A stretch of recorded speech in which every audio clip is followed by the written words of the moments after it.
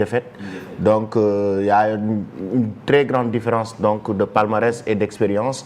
Aujourd'hui, coach Jeff, le combat, l'enjeu du combat et le combat, les chances de regret. Comme je l'ai dit la dernière fois sur ce plateau, si Regrec est sur l'affiche de ce combat, ça veut dire qu'il a toutes ses chances. S'il est sur l'affiche face à Anatoly, ça veut dire qu'il a toutes ses chances. C'est quelqu'un qui s'est préparé, qui a fait son petit bonhomme de chemin dans le MMA petit à petit, progressivement, et parfois même dans l'ombre un petit peu. Même si aujourd'hui les réseaux sociaux nous l'affichent en veux-tu, en voilà, mais c'est quelqu'un qui a fait sa petite préparation petit à petit. On l'a vu, on l'a découvert dans le MMA avec le RS1 ici au Sénégal, ici à Dakar. Il est reparti, il a fait ses classes, il a combattu face à Alain Galani, il a montré de quoi il était capable. Au fur et à mesure, aujourd'hui, il se retrouve avec quand même 6 victoires. En une petite carrière, on va dire, qui vient de commencer, et il a déjà quand même 6 victoires et il est à l'affiche pour un combat pour une ceinture. Ça veut dire qu'il a toutes ses chances. Il a toutes ses chances. Il a toutes ses chances. Maître Ngom, combat aujourd'hui regrette Anatoly Malekhine en tant que spécialiste de MMA. Comme la même question que coach Jeff, les chances de regret et l'enjeu du combat. Oui, comme l'a dit monsieur coach Jeff l'a dit, je pense que aussi il a toutes ses chances. En regardant leur palmarès, c'est vrai que l'autre a plus d'expérience, d'accord. Mais aussi, il y a un facteur qui est très important au niveau du MMA. Il y a aussi la condition physique et l'âge. Vous voyez, il est plus jeune que lui, il a 32 ans et l'autre a 36. Et je pense que aussi, vu le parcours de Regreg, bon, nous savons qu'au début c'était un lutteur, mais par la suite aussi il s'est bonifié avec les coups de poing et les coups de pied. Et là aussi, au niveau du striking, c'est-à-dire le combat au sol, il fait des efforts. Donc je dis qu'il a toutes ses chances. Il a toutes ses chances. Parce que quand on gagne 6 victoires au MMA, ça veut dire qu'on peut battre n'importe qui. Et aussi, il a un atout, c'est qu'il n'a jamais peur. Il est très courageux. C'est un fausseur, c'est un bon attaquant. Je pense qu'il peut s'en sortir. Il peut s'en sortir. Mais aujourd'hui, en tant que spécialiste de MMA, vous n'avez pas peur pour regret? Pour un adversaire qui a 14 combats, 14 victoires? Bon, 14 combats, 14 victoires, peut-être. Beaucoup de KO. Bon, il peut. On a dit KO. Oui. Ouais. Mais justement, c'est ça. C'est-à-dire, au MMA, on peut dominer pendant tout le temps et commettre une petite erreur, que cette erreur-là soit exploitée par l'adversaire. Donc, je pense que c'est au niveau du coaching que ça va se jouer. Il faut tout simplement donc étudier Anatoly, ses points forts, tout simplement, éviter d'être sous sa trappe. Et je pense qu'il peut s'en sortir. Il peut s'en sortir. Voilà, c'est ça. Sam, tu as une question certainement pour les techniciens. Oui, pour coach Ngom déjà. Maître Ngom, ci li ñu seetlu mooy que ni souvent dañuy wax ni ki Reug bokk na aussi si atu yu mu amee mooy làmb bi nga xam ni tàmm na ko fi Sénégal. ñu gis ni MMA léeg-léeg dinañ def lu xaw a niroog làmb. xaw a jàppante dem ci suuf ak yooyu alors que le gars aussi itam il est bon en lutte gréco. léegi ñoom ñaar bu ñu nekkee si circonstances yu mel noonu. Reug lan mooy mën a nekk faveur am foofu. xam nga Reug boo seetloo forum ci bëre bi mooy noo tollu mën na la yëkkati yenu la daane la ci suuf. et aussi c'est des points. Donc il faudra que aussi même su yaakaaree ne au sol ëpp ko fa avantage mais suñ jàppante rek ak ku mu mënti doon Reug mën na la yëkkati yenu la daane la ci suuf. Donc na gën a favoriser loolu. Je pense qu'il peut s'en sortir avec ça.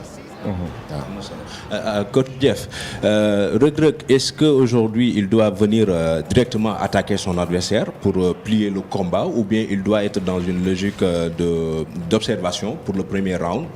Et si aujourd'hui le combat tire en longueur, est-ce que ça sera de l'intérêt de Reug ou pas? Il faut savoir qu'Anatoly a quand même un bon nombre de KO et la plupart c'est en premier ou deuxième round. Donc je ne sais pas si je conseillerais à Omar Reug de foncer d'entrée de jeu.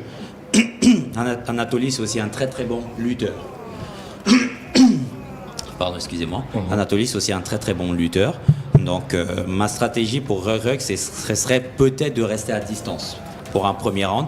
Mais vu que Regreg, c'est quand même quelqu'un qui, sur le plan physique, est extrêmement puissant, c'est de casser un petit peu les appuis en travaillant son striking, donc la boxe debout, pour démolir un peu les appuis d'Anatoly. Et maintenant, pourquoi pas en deuxième, voire troisième, on espère que ça s'arrête avant pour Regreg. En faveur de Regreg, mais si peut-être en deuxième commencer à essayer de se rapprocher, pouvoir jouer de sa force sur Anatoly, parce qu'Anatoly c'est un bon technicien thème de lutte. La lutte entre de Regreg et celle d'Anatoly est totalement différente. Greco pour Anatoly. Voilà, donc Regreg va devoir défendre énormément s'il est amené au sol. Il va plus se baser sur la défense que sur essayer de mettre une clé ou faire une soumission. Moi, c'est mon avis, c'est ce que j'ai observé en regardant les deux. Mais pour ce premier round, étant dans le coin, je dirais à Regreg de travailler beaucoup plus en striking et d'éviter de trop se rapprocher, sachant que c'est la force d'Anatoly. Maître Bala aussi a des questions certainement. Ok, une question au coach Jeff. Par rapport au physique des deux lutteurs, est-ce que ça peut peser sur le combat? Tout à l'heure, coach Ngom a dit qu'il a une belle carte à jouer, mais par rapport à son adversaire qui a gagné plusieurs ceintures, qui est resté invincible jusque-là, est-ce que Regreg a franchement les chances de vaincre son adversaire? Comme je l'ai dit au début, il a des chances. Il a des chances et on va lui souhaiter d'avoir eu une très très bonne préparation, parce que sachant qui il avait en face de lui, sa préparation doit se baser sur quoi? La préparation de Regreg aurait dû se baser beaucoup plus sur le striking, on sait qu'il a. Nous, on a en face quelqu'un qui a quand même sur ses 14 KO entre 8 et 9 soumissions. Donc, c'est-à-dire un gros travail de sol. Donc sa prépa, j'espère, a été axée sur justement la défense au sol. Parce qu'une fois qu'on a quelqu'un qui a 8 ou 9 soumissions au sol, ça veut dire qu'une fois qu'il nous a amené au sol, si on ne sait pas se défendre, on va tout de suite être immobilisé par une clé ou alors en grand and pound, on ne sait pas, mais j'espère sa préparation a été axée là-dessus. C'est pour ça que je partirai plus sur un travail de striking en démarrage pour Regreg, mais les chances, elles sont là. Elles sont véritablement là. Sinon, comme je dis, il ne serait pas sur cette affiche. Il ne serait pas sur cette affiche. Et aussi, on a vu le face-à-face. Anatoly a promis à Regreg de l'endormir, ce que Regreg a refusé. Donc du coup, ça sous-entend que sur le plan psychologique, il est préparé à ne pas se laisser prendre par Anatoly. Et c'est véritablement ce qu'on lui souhaite. Mais Anatoly est sanguinaire, hein? Je regarde, pas plus tard qu'hier soir, j'ai regardé ses combats, mais c'est un vrai sanguinaire. Quand on voit la couleur de son drapeau, on sait tout de suite que chez eux, les entraînements, c'est pas pour rigoler. Non, mais le chaos, comment Regreg doit éviter le chaos dans ce combat? Je pense que les spécialistes doivent aussi nous dire comment Regreg doit éviter un chaos dans ce combat et comment aussi mettre chaos son adversaire. Mais comme coach Jeff l'a dit, c'est-à-dire puisqu'il est fort au sol avec les clés, il n'a qu'à éviter d'abord le combat au sol, ou bien aussi de travailler pour pouvoir contourner, n'est-ce pas, les attaques de l'adversaire au sol.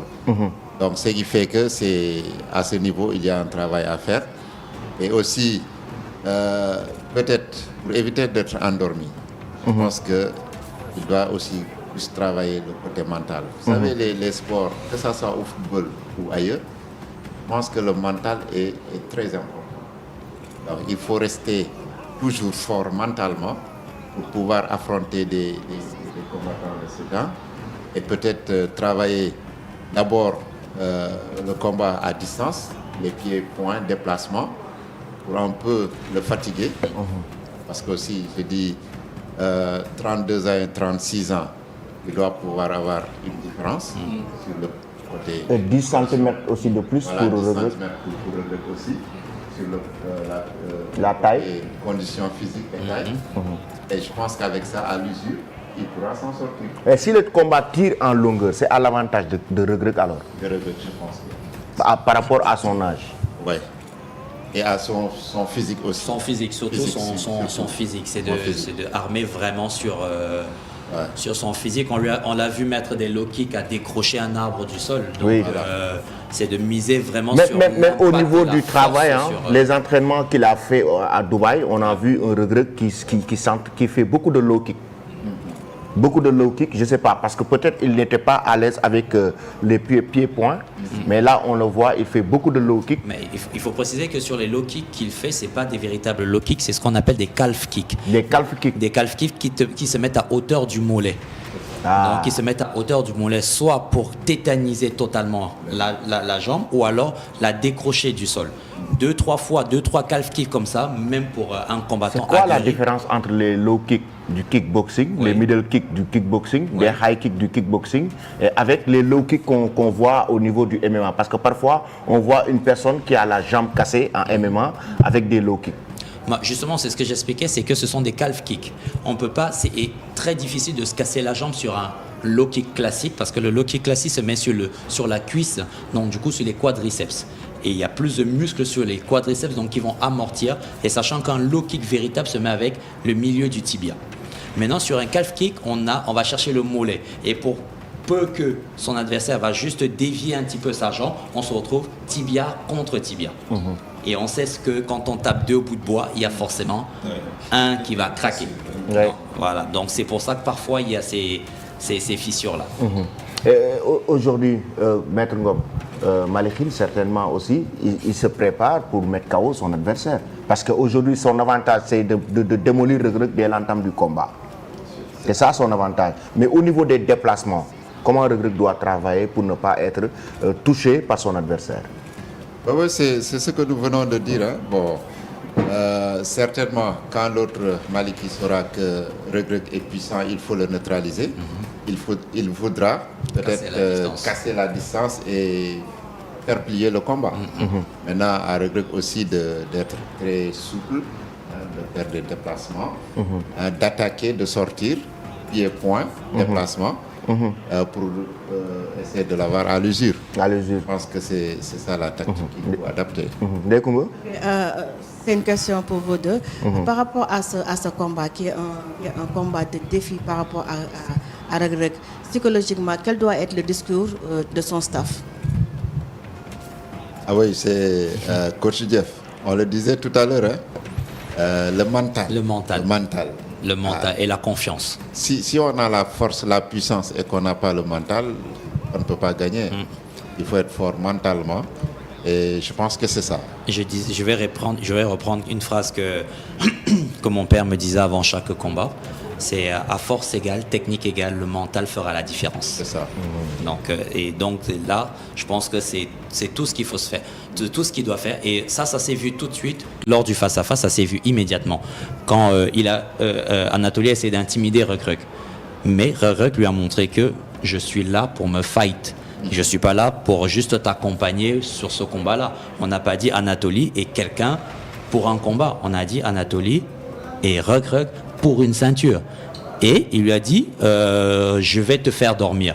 Il a dit non, c'est toi qui vas dormir et on verra ça, c'est toi qui vas dormir. C'est pour dire que mentalement déjà, Reug, il sait que là où il va, c'est soit je donne tout ou alors je donne rien du tout. Et on a quand même tout. C'est le combat de sa vie. Hein. Exactement, on a quand même tout un continent qui est derrière lui. Donc, et on attend cette victoire parce que c'est pas une victoire seulement pour Reug, c'est une victoire pour l'Afrique aussi. Le MMA, l'Afrique est en ce moment au sommet du MMA mondial. On a vu avec que ce soit Francis Ngannou et d'autres. Et on compte sur lui justement pour que l'Afrique de l'Ouest soit au sommet de l'organisation One Championship, notamment que le Sénégal soit à la tête du One Championship dans cette catégorie-là. Vous êtes coach et on a Tout à remarqué depuis quelque temps l'entrée en force des lutteurs à MMA. Est-ce le bon profil ou bien d'autres disciplines peuvent intégrer le MMA. On en parlait, Maître Ngom, justement, en prélude de l'émission.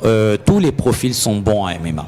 Pour le MMA, tous les profils, toutes les disciplines. Il faut savoir que MMA, en anglais, c'est Mixed Martial Art.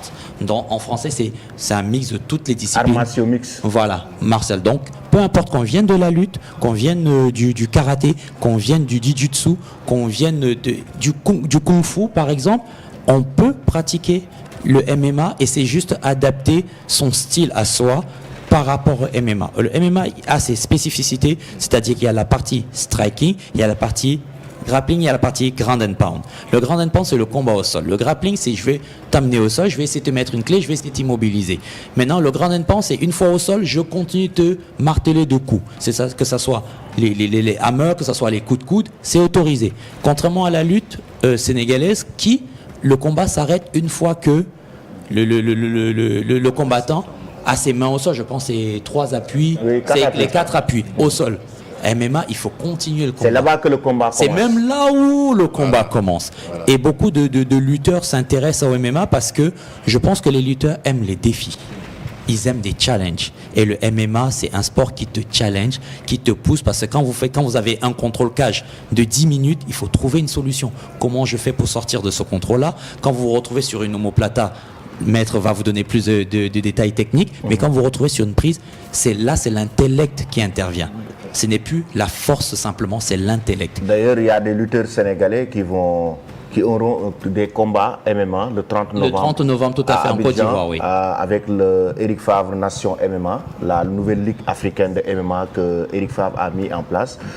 Donc, il y a des lutteurs sénégalais qui sont cooptés, Serigne Ndiaye 2, Adafas, il y a Petit Lo, Albouri. Il y a Albouri qui en fait partie, lui aussi, qui a fait un excellent combat face à Lamine Sène. Tout à fait. Donc, il y a ces lutteurs quand même qui ont commencé à vraiment pratiquer le MMA, mais non seulement, mais en termes aussi de non seulement la pratique, mais aussi les techniques.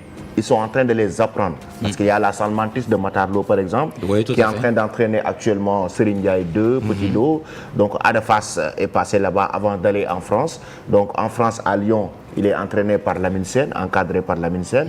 Il y a certainement Lamine Sène même qui va venir avec lui à Abidjan pour l'encadrer lors de son combat. Ça veut dire qu'il faut un encadrement. Il ne faut pas laisser le lutteur comme ça. Il faut l'encadrer pour qu'il puisse être un combattant MMA. Tout à fait. Bon, je voudrais d'abord revenir un peu sur l'origine du MMA au Sénégal. Parce que